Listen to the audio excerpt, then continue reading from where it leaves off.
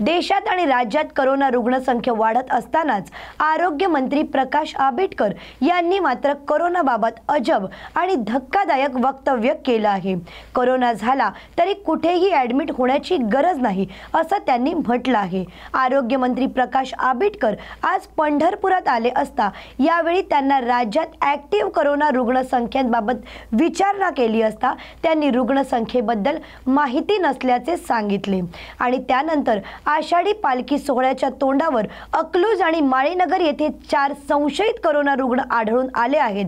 त्यामुळे चिंता वाढलेली असताना आरोग्य मंत्र्यांचा कोरोनाबाबत गंभीर नसल्याचे आश्चर्य व्यक्त केले जात आहे। मध्ये कोरोना वाढतोय अशा पद्धतीचे जे आपण वक्तव्य करताय यापूर्वी सुद्धा सातत्याने आम्ही सांगतोय की बाबा कोरोनाचं जे काही एकूण आता पेशंट्स जरी वाढत असले तरी त्याच्याबद्दल काळजी गरजेपेक्षा जास्त करण्याची आवश्यकता नाही। पूर्वीच्या काळामधला कोरोना आणि आताच्या कोरोनामध्ये प्रचंड फरक आहे। कोरोनाची सौम्य लक्षणं असल्यामुळे भविष्यात सुद्धा कोरोना आपल्याबरोबर जरी राहत असला तरी फक्त आपली काळजी जी काय डॉक्टरांच्या सल्ल्याने घ्यायला पाहिजे तेवढीच घ्यावी अशा पद्धतीच्या सूचना केंद्र शासनाने दिलेल्या आहेत आणि त्या पद्धतीनं आरोग्य विभागाची यंत्रणा अत्यंत चांगल्या पद्धतीनं सर्वांना योग्य पद्धतीचं मार्गदर्शन आणि मॉनिटरिंग करते। त्यामुळे पेशंटची संख्या वाढली तरी त्यांना कुठेही ॲडमिट व्हावं लागत नाही। ते पेशंट्स अगदी नॉर्मली बरे होतात। सर्दी फ्लू अशा पद्धतीचे जे आजार आहेत त्याच पद्धतीनं आता सुद्धा कोरोनाचं एकूण संपूर्ण चित्र दिसतंय। त्यामुळे त्यासाठी काळजी करण्याची आवश्यकता नाही। राज्यामध्ये किती ॲक्टिव्ह रुग्ण आहेत सध्या राज्यामध्ये?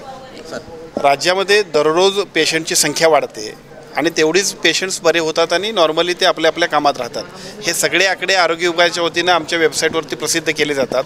पेशंटची संख्या जरी वाढत असली तरी ते अतिशय नियंत्रणाखाली आहे आणि आरोग्य विभागाची यंत्रणा त्याच्याबद्दल अतिशय चांगल्या पद्धतीने काम करते। गेले 3 वर्ष महाआरोग्य शिबिर होती, यावेळेला काय तयारी असणार आहे?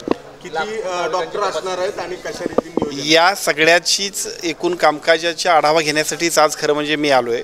महाराष्ट्राचे मुख्यमंत्री आणि दोन्ही उपमुख्यमंत्र्यांनी वारीच्या संदर्भात सगळ्या वारकरी संप्रदायातले सगळे जे प्रमुख आहेत, दिंड्यांचे प्रमुख आहेत, त्या सगळ्यांची एक सह्याद्री अतिथीगृहावर बैठक घेऊन याबद्दलच्या नियोजन केलेलं आहे। या नियोजनातला जो आरोग्याशी संबंधित भाग आहे तो माझ्याकडे येतोय, ज्याच्यामुळं सगळ्या वारकऱ्यांची सेवा करण्यासाठी एका बाजूला हे सगळे वारकरी पांडुरंगाच्या दर्शनाला येतात, परंतु या वारकऱ्यांची सुद्धा सेवा आरोग्य विभागाच्या वतीनं करण्यासाठी ज्या ज्या काही उपाययोजना करायला पाहिजेत ते करण्याबद्दलचं नियोजन यापूर्वी सुद्धा आरोग्य विभागानं अतिशय चांगलं केलं आहे। त्याच पद्धतीनं ज्या ज्या गोष्टी त्याच्यामध्ये सुद्धा सुधारणा आवश्यक असतील त्या करण्यासाठी आजच्या बैठकीच्या निमित्तानं आम्ही सगळं नियोजन करतोय। निश्चितपणानं ज्या आरोग्याशी संबंधित सगळे विषय असतील त्या सगळ्याचीच एकूण पूर्वीचं काम आणि त्या सगळ्या कामाला अजून चांगल्या पद्धतीनं आणि चांगल्या काही गोष्टी गरजेच्या असतील तर ते आपण करणार आहोत। मोठी नाही, आमच्या अधिकाऱ्यांचं म्हणणं असं आहे की जी पूर्वी मोठी होत होती तिथपर्यंत जायला माणसाला काही मर्यादा येत होत्या। म्हणजे खूप मोठे आपण पेंडॉल मारलेत परंतु त्या पेंडॉलपर्यंत लोक पोहोचू शकत नव्हती गर्दीमुळं। त्याच्यापेक्षा दुसरा एक ऑप्शन आपण करतोय की त्या एकूणच सगळ्याला डिवाइड करून 20 ठिकाणी असे ICU करतोय की ज्या ICUमध्ये त्या ठिकाणचे जे काही सगळे वारकरी असतील आमचे ते तिथं पोहोचतील आणि योग्य ते उपाय आपल्याला आरोग्याच्या ज्या काही सेवा असतील ते घेतील। किती डॉक्टर असणार आहेत या संपूर्ण या सगळ्यासाठी आता आढावा बैठक होईल। त्या बैठकीमध्ये सगळ्या सविस्तर आम्ही एकूण आढावा घेऊ, सूचना सगळ्यांच्या घेऊ आणि त्यानंतर आपल्या सगळ्यांना सुद्धा तुमच्या माध्यमातून सगळ्या लोकांना मी सांगू, कारण का तर येणाऱ्या लोकांची सुद्धा आरोग्याची अतिशय चांगल्या पद्धतीनं यंत्रणा उपलब्ध असणं आवश्यक आहे आणि त्याची माहिती सुद्धा लोकांना मिळणं आवश्यक आहे। त्यासाठीचा आढावा आपण थोड्या नंतर पत्रकार परिषद देणार आहोत। आषाढीच्या दरम्यान गावातले स्थानिक डॉक्टर सगळे गायब होत असतात, त्यांच्यावर काय कारवाई संदर्भात काय करणार आहे का? गेल्या वर्षी आपण त्याच्याबद्दलची उपाययोजना केली आणि त्या सगळ्यांना लोकांना सुद्धा सांगितलंय की अशा वेळेला सगळ्या लोकांनी, कारण एका बाजूला लाखो भाविक इथे येत आहेत, त्यावेळेला लाखो भाविकांच्या सेवेसाठी ज्यावेळेला आमचा आरोग्य विभाग अख्खा महाराष्ट्राचा इथे येतोय तर इथल्या डॉक्टर्सनी सुद्धा उपस्थित असलं पाहिजे। त्याबद्दलच्या सूचना मागच्याच वर्षी दिलेल्या आहेत आणि मला वाटतं त्याच परत आपण कंटिन्यू करतोय।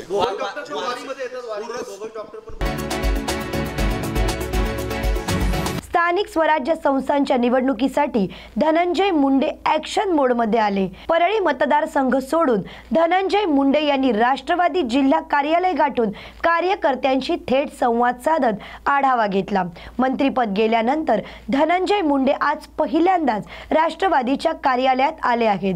धनंजय मुंडे जेव्हा या कार्यालयात येतात त्यावेळी मोठ्या जल्लोषात त्यांचं स्वागत केलं जातं, मात्र आज कार्यकर्त्यांनी गुलाबाचं फूल देऊन धनंजय मुंडेंचं स्वागत केलं। या संवाद बैठकीला जनता दरबारचे स्वरूप आले असून यावेळी नागरिकांच्या समस्या मुंडेंनी जाणून घेतल्या, तर कार्यकर्त्यांशी वैयक्तिक संवाद देखील साधला। प्रहारचे नेते माजी राज्यमंत्री बच्चू कडू यांच्या अन्नत्याग आंदोलनाला मनोज जरांगे पाटील यांनी पाठिंबा दर्शवला। राज्यभरातील सर्व शेतकऱ्यांनी आपले एक दिवसाचे काम बाजूला ठेवून या चक्का जाम आंदोलनामध्ये सहभागी होण्याचे आवाहन मनोज जरांगे पाटील यांनी केलं आहे। सगळ्यांना जय शिवराय, सगळ्या शेतकरी बांधवांना जय शिवराय। आपल्या शेतकऱ्यांच्या कर्जमाफीसाठी आणि विविध शेतकऱ्यांच्या शेतमजुरांच्या दिव्यांगांच्या प्रश्नासाठी माजी मंत्री बच्चू भाऊ कडू यांनी हे उपोषणाला बसले। सरकार त्यांच्या मागण्याची दखल घेत नाही, म्हणजे शेतकऱ्यांच्या न्यायाची कर्जमाफीची दखल घेत नाही, म्हणून त्यांच्या वतीनं बच्चू भाऊंच्या वतीनं आणि सगळ्या शेतकरी संघटनेच्या वतीनं 15 जून रोजी राज्यभरात चक्काजाम करण्याचं त्यांनी आयोजित केले।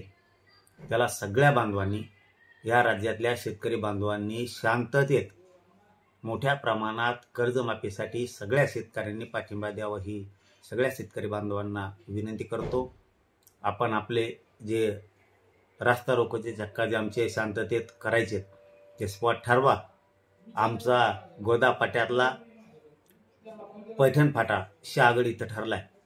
गोदा पाट्यातल्या सगळ्या शेतकरी बांधवांनी जात पात धर्म सगळं सोडून शेतकऱ्यांची कर्जमाफी व्हावी म्हणून सगळ्या शेतकरी बांधवांनी गोदा पट्ट्यातल्या पैठण फाटा इथं मोठ्या संख्येनं उपस्थित राहू ही सगळ्यांना विनंती करतो। आणि राज्यभरातली कर्जमाफी शेतकऱ्यांची व्हावी म्हणून मराठवाडा, विदर्भ, खानदेश, पश्चिम महाराष्ट्र, कोकण, मुंबई सगळ्या विभागातल्या जमल तसं सर्व शेतकऱ्यांनी एक दिवसासाठी 15 जून रोजी सगळ्यांनी शांततेत एकजूट दाखवून आपल्या शेतकऱ्याला, स्वतः आपण शेतकऱ्याचे लेकर आहेत, आपल्या स्वतःला न्याय मिळवून घेण्यासाठी आपण सगळ्यांनी एक दिवस रस्त्यावर यावं आणि शांततेत यावं। कुठंही उद्रेक, जाळपोळ कसली घटना कोणी करू नये। सगळ्यांना विनंती आहे की आपण राज्यातल्या, महाराष्ट्रातल्या सगळ्या शेतकऱ्यांनी एकजूट, ताकदीने एकजूट दाखवा आणि आपली कर्जमाफी करून घेण्यासाठी एकत्र या ही सगळ्यांना विनंती करतो।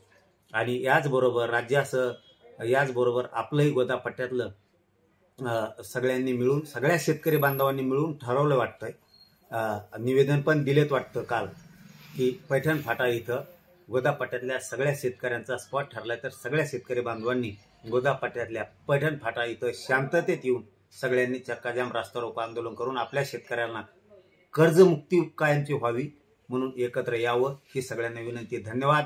सगळ्या शेतकरी बांधवांना जय शिवराय।